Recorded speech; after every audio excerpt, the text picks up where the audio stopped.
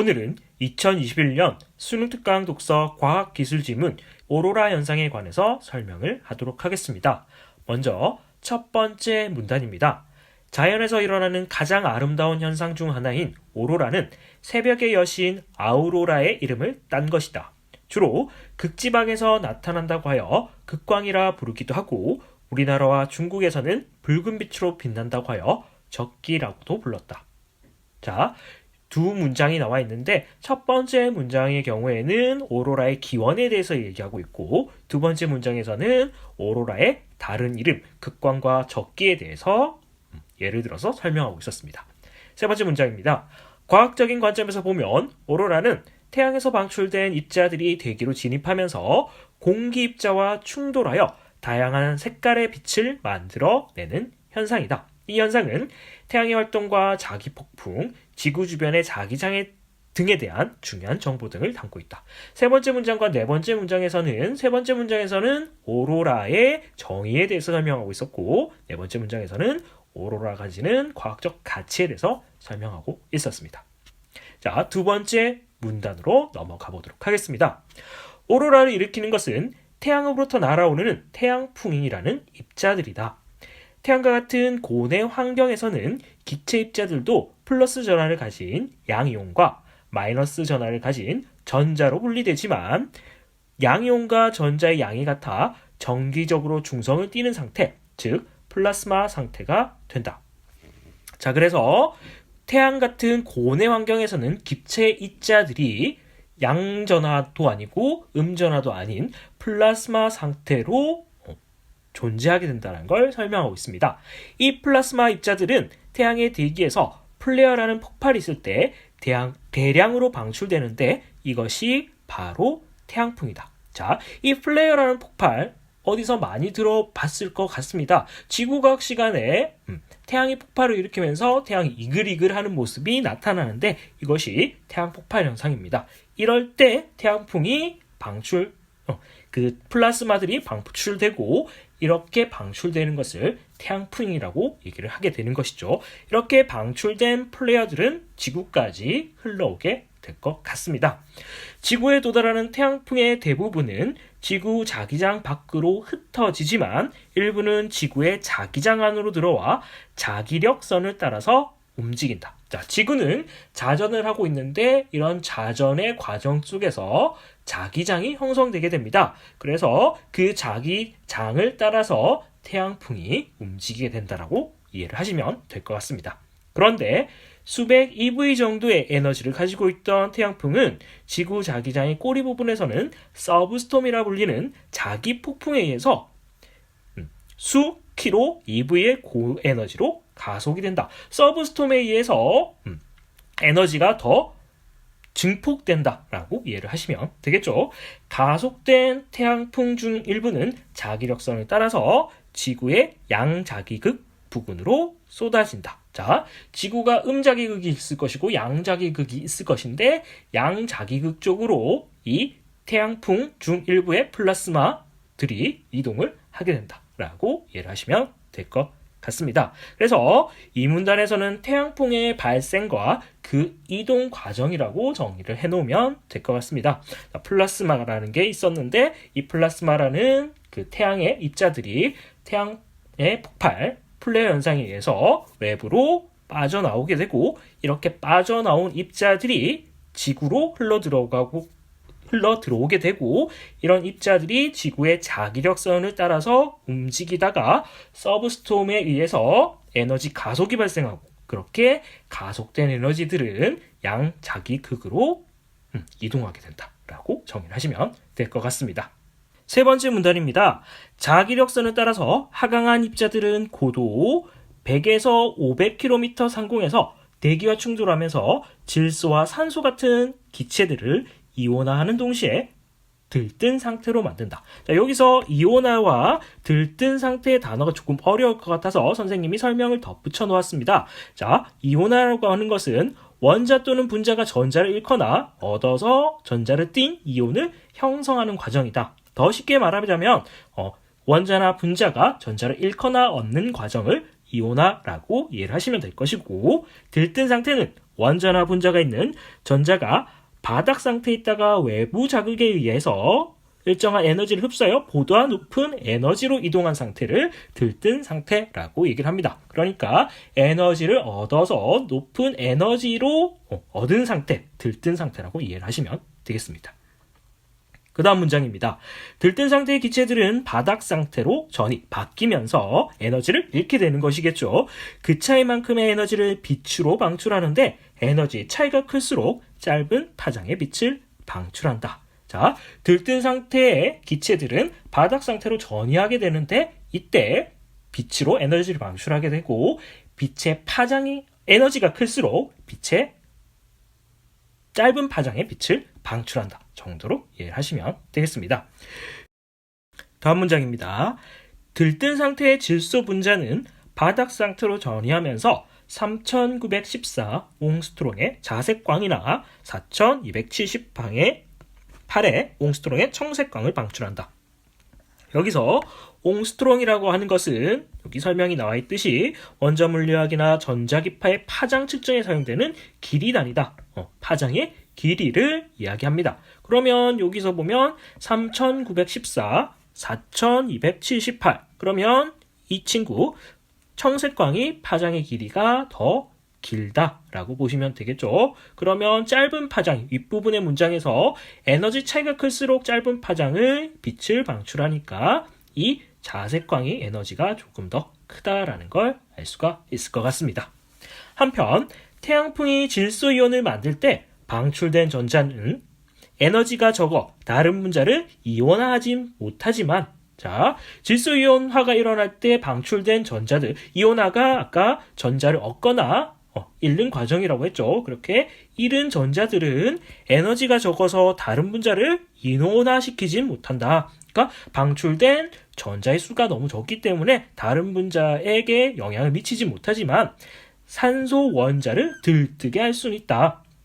들뜬 산소 원자는 준 안정 상태로 바뀌면서 5577의 옹스트롱의 녹색광을 방출하고 준 안정 상태의 산소 원자는 다시 바닥 상태로 바뀌면서 6300 옹스트롱의 적색광을 방출한다. 그래서 산소 원자는 두 번의 과정을 거치면서 두 가지 색을 방출하고 있다는 걸 알 수가 있습니다. 자, 이렇게 분자나 원자가 적절히 바닥 상태로 바뀌면서 에너지 차이만큼 빛을 방출하는 것을 복사 붕괴 하나이다. 자, 이런 식으로 빛이 방출되는 현상을 복사 붕괴 현상으로 설명하고 있습니다.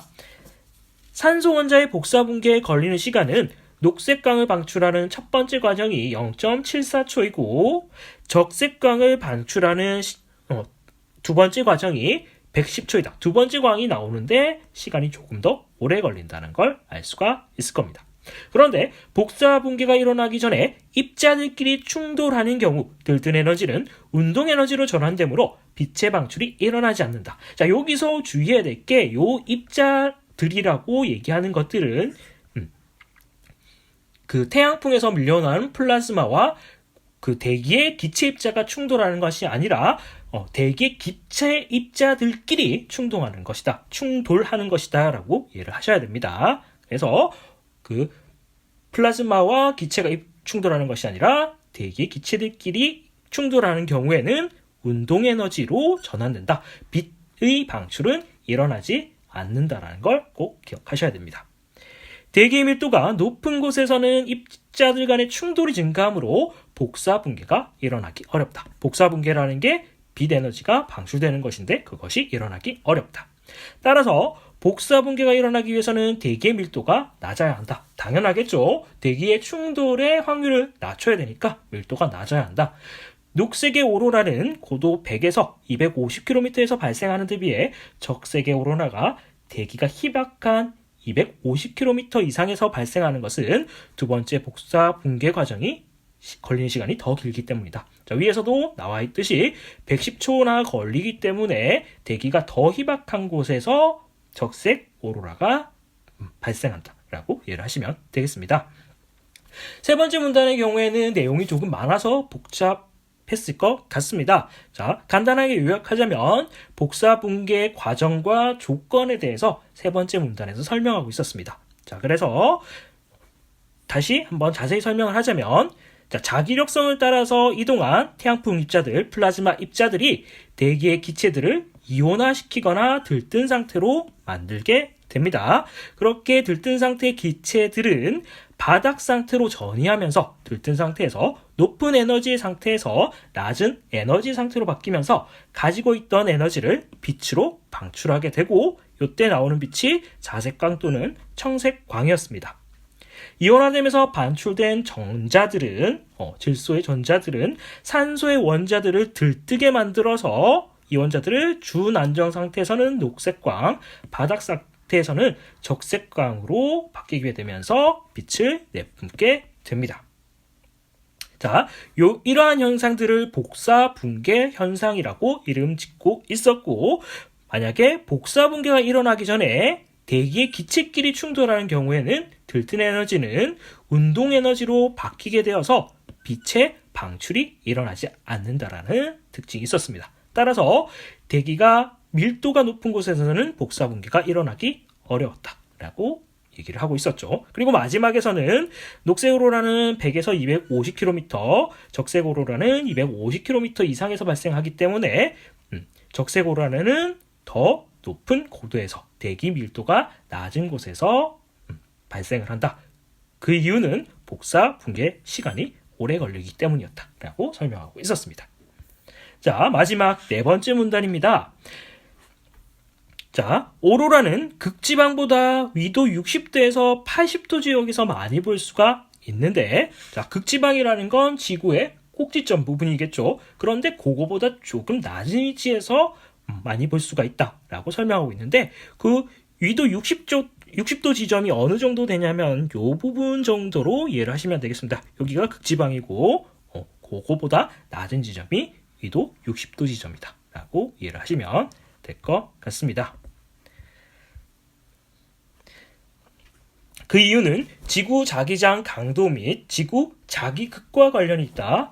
A와 B는 자기력선인데, 자, 이 그림을 보면서 한번 이해를 해봐야 될 것 같습니다.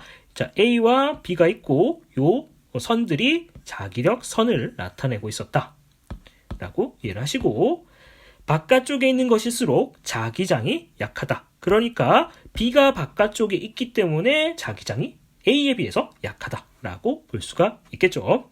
자기력성의 자기장이 강할수록 고에너지의 태양풍 입자들을 끌어올 수가 있는데, 그러니까 A가 더 강한 에너지의 태양풍 입자들을 끌어올 수 있겠구나 라는 걸 알 수가 있습니다. 자기력성 A는 B에 비해 고에너지 입자들을 끌어올 수가 있다. 만약 에너지가 약한 태양풍이 지구로 날아들어오면 태양풍 입자들은 자기력선 B를 따라서 이동하면서 D의 지역에서 오로라가 발생한다. 그래서 B에서 에너지를 얻어서 D로 이동을 하게 된다라고 이해를 하시면 되겠고, 에너지가 강한 태양풍 입자들은 자기력선 A에 끌려 위도가 낮은 C 지역에서 보다 강한 오로라를 발생시킨다. 그리고 지구의 자기극은 계속 변화하고 있기 때문에 지리상의 북극점과 일치하지 않는다. 지구의 자기극이 계속 변화하는 이유는 지구가 공전과 자전을 하고 있기 때문에 자기극이 항상 일정하진 않겠죠.